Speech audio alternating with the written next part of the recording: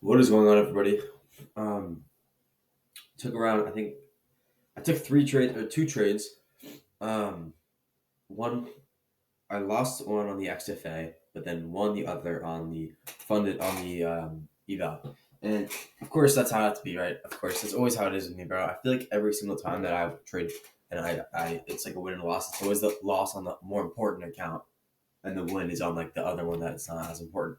But it's a green day, so I can't complain. But bro, I gotta get into this for a second. So I took one loss on the XFA, two wins on the eval. Before I even get into before I even get into the trades, I want to show you guys this. So we lost 320 on the Express, um, and we won $2,250 on this 50K eval in one day. And I know what you're thinking. Oh, you banked? No, I didn't fucking bank because now I have to make. There's like a 50% consistency rule. Now I have to make four. I have to make 4,500 now to pass this combine instead of 3,000, which sucks. And I'm gonna show exactly why that happened. Um, that is so annoying, bro. So basically, I took a short here on the funded, ended up playing out nicely to the unfilled hourly fair value gap. We ended up filling. I'm not going to go too deep into this trade. I just want to show what happened. We ended up filling this hourly fair value gap. From there, I went to the 1 minute, and we had this 1 minute. Wait, well, yeah, this 1 minute change in state of delivery, and then also it was it was aligned with this inversion right here too. And I ended up going long right there. And before I could even set my take profit, this huge 50-point candle comes and hits my daily profit target, but it ends up rendering it at 2,300. So now I can't fucking. So it's like the most annoying green day, bro. Like I'm up 2.2K now on this eval, but I have to get now 4,500 to pass. So again, like technically, how far am I from? I'm still 2,200 away from passing, right? That's how you can think of it. I'm not 800 away from passing. That's fucking bullshit. It's stupid, but I really should be $1,500 away from passing. I don't really care about that. But anyways, we banked on the eval though. Like we took some fucking insanely good trades on the eval, and then the trade on the express was a little bit less quality. But again, I followed my rules on both. Followed my rules on both accounts, so pretty fine with what happened today. NQ coming to the day. This is my draw on liquidity. I could not find a trade here. I could not find an entry. I was struggling. I knew we were going to go there. Okay, so I saw this I saw that price retrace to equilibrium here, and then got like a 5 minute inversion. Like honestly, hindsight, I should have taken this probably just because it's a really clean 5 minute inversion towards the draw. I shouldn't have been too picky, but again, I have no real like good spot for my stop loss, and like it's not really clear. I'm fine with not taking this. What I was waiting for is for us to fill this before, like retrace to this 5 minute gap and then get the entry. It didn't happen, but from there we had an unfilled 5 minute. I scaled to the 1 minute. I scaled to the 1 minute. We get this 1 minute inversion after this sweep, obviously, and I was going to take it, but it closed all the way up here. And by the time that we were already up here, we were already inside of another 5 minute fair value gap. So it wouldn't have followed my rules for me to take this trade. Now, what I wanted to do, waiting for this 5 minute inversion, this is what I was waiting for. Let me go to ES. So we had an SMT because ES did not take out these lows. Okay. Let me just mark that out here. SMT keys at ES did not take out the lows. And then we had ES more bullish. We got a 5 minute inversion. It was literally a second away from inverting up here, but it closed down here, which really annoyed me because I know that, of course, the next candle is going to fucking go run to a point in which I can't take the trade anymore, which is exactly what happened. It closed all the way up here. I can't take it up here. It sucks, but I'm reading the market I know I'm not like executing on this, but I literally read the market perfectly. From if I just showed if I okay, because I was saying this in my head, if I like showed a random person that I predicted the market like that, they would be like, holy shit, like you know what I'm saying? Like it's just sometimes you gotta take a step back and realize like even if you didn't catch that because of your rules, you're you're literally reading the market, um, and you're predicting the market, which is a good skill to have.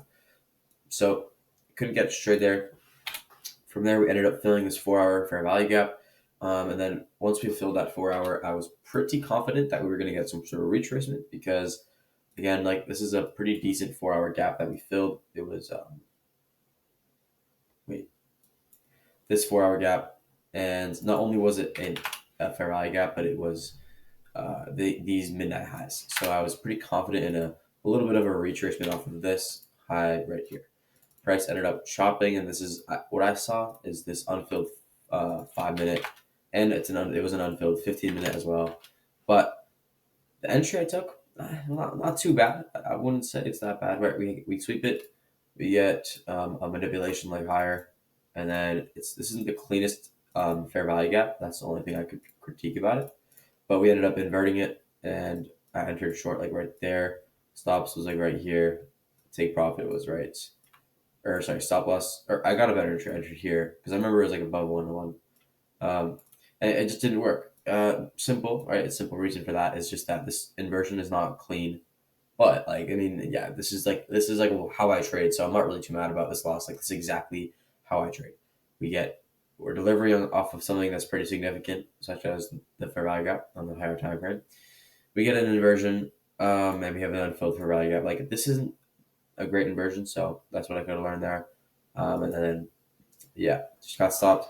So one thing we can take away is just wait for something a little bit more clean. I mean, this isn't that bad, but it's also not that good. So, but later on, we ended up getting this. I didn't take this, but I saw this, and hindsight, maybe I would have taken it. I don't know, uh, but it didn't work. Push choppy price action just because like after we take out two major draws, it's kind of hard to get something clean, and I'm fine with this. I understand why I had to do this, right? Pre FOMC as well, but I went over to the eval, um, because at this point I'm not trading Express anymore, and what was it? Yeah, right here. We ended up trading even higher, and we actually filled this bigger 4 hour fair value gap, which is in my case better. And we filled it. What I saw was a huge rejection after that. I saw this 5 minute, and I'm like, okay, this literally looks like this 5 minute, right? It looks like this 5 minute inversion down here, except it's even bigger, it's even cleaner. Um, so to me, I'm taking this trade 100 times out of 100 times because it's just so perfect. Like this is perfect. This is an absolutely perfect entry. I entered in simply. I waited. So we had this 5 minute inversion. I didn't enter off of the inverse because it was the risk reward. It was too close. But I pretty much top ticked. I entered around right here once I saw this wick coming in. Stops was like originally above these 1 minute body highs right here. And then take profit was right there for 1.5 R. And since it was an eval, I wasn't risking heavier. I think I was risking like 700. I think I was risking 700, and I made a good amount on this. Um, this is a beautiful mechanical model, bro. Like we have a 5 minute inversion, we have an unfilled 15 minute delivering off a 4 hour for value gap. Good risk reward, like clean inversions here. This is just a beautiful trade, bro. Beautiful. I'm very happy I took this. This is at 12:40 p.m. So it's like around PM session slash lunch. I don't really care that much though, but that was a beautiful trade. From there, we then filled this hourly gap. Once we filled this hourly gap, I just was talking about this actually. This is what I showed first trade. Once we filled it, I was like, okay, probably look for some sort of long. Not going to go anything crazy. And then what do we get? Right, inversion, change in state of delivery. This is just a classic right here. Did I? I don't know if I took it here. Yeah, I think I took it on ES. No, I definitely didn't take it on ES. So I'm confused now because wait, I'm actually confused. Oh, and then Q was the one that rendered it. But anyways, I took this long off the inversion here, and I was gonna just target this because it was an unfilled 5 minute. That was my plan, and then yeah, I ended up running there, but it ended up like taking me out and making so much more money than I wanted to because of this huge wick. It just didn't even catch my trade. It like glitched. and I made 2.2K, which pissed me off. Right, that's just annoying. But I caught 2.4R and a 1.5R. Like today was beautiful. This is beautiful for me. I guess like some people would view it as choppy, but like this is choppy. But what is this? Right? What is this? This is the cleanest manipulation. This is just like the cleanest manipulation that I've seen, especially after an accumulation range like this. This manipulation is so good, and it's right into this 4 hour gap, right? It's like this is where the 4 hour gap is. Like it's just perfect. And then 5 minute version, perfect, perfect trade. Very happy with that one. And that put me green on the day, so I gotta be yeah. I was green on the day, so I'll take it. Um, but yeah, XFA is down.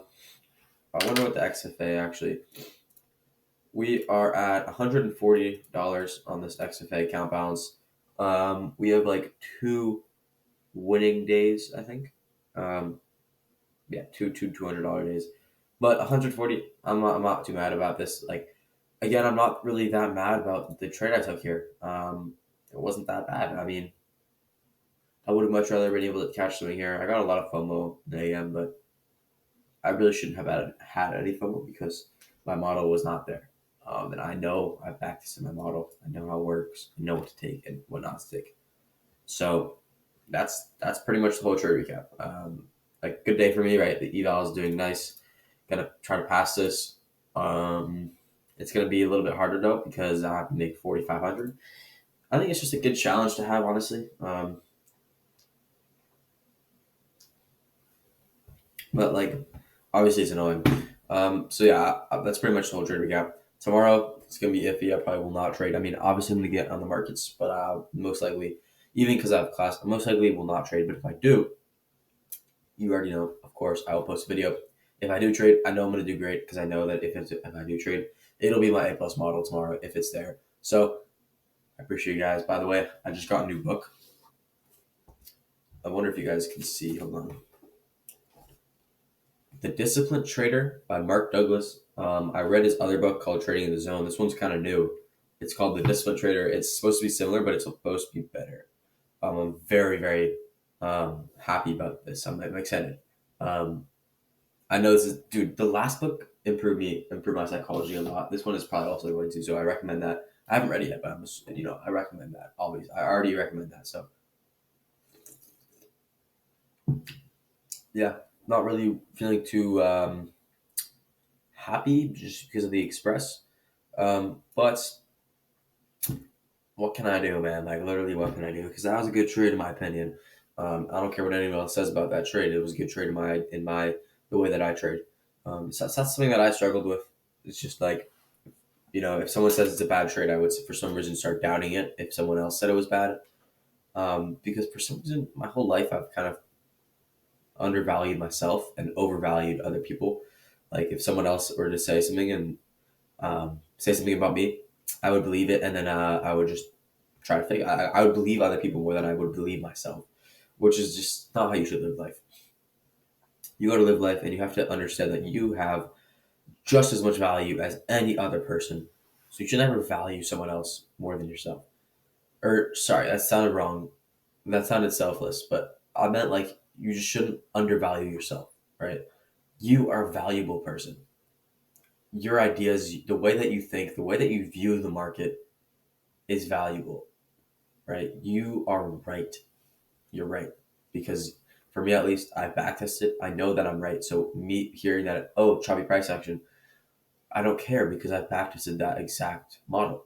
So I value that because I know it works. But yeah, I'm see you guys in the next video. Peace.